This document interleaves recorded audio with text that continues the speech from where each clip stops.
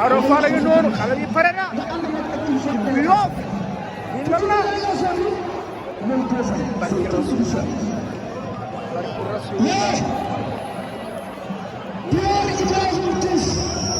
ñu ngi ci délégation nous sommes ñaari càmm parce que presse dafa siis bi toog moom mu toog te nga mën a dem si kër bi xaar ndax ñun comprendre nañu waaye mën naa ko wax si des professionnels soo jógee fii jàmm ngay am ak salaam ak ndox mu sedd bii nit ku baax la yàlla yàlla ku sa fan waaye ko mbokk promoteur yi am na lu ñuy teew Assane Ndiaye teel na ci bés bi le Baol Production kon nag passage bi seen doom a ngi Moussa ngi Diabatta ngi nii ànd seen mbooloo bu toll nii ànd seen presse bii nga xam ne tey frère am kontaan nañu suñu xol sedd na boo fay passage bi am na ci yaakaar yàlla na yàlla jàppale. jërëjëf ñaari mbir yi la ñëw taxaw waaye léegi bu mel ni promoteur yi li naan ku lim juum wala bu limee day matal tuuti petit production yàgg si jaay waaye tàcc leen leen waaye tàcc leen leen handicapé yi wala ñëpp yàgg na tani associatif Parcelles Assainies seen bi yëpp yow lañ jox bopp yëpp yow lañ jox bopp desee la dara Parcelles Assainies yow la desee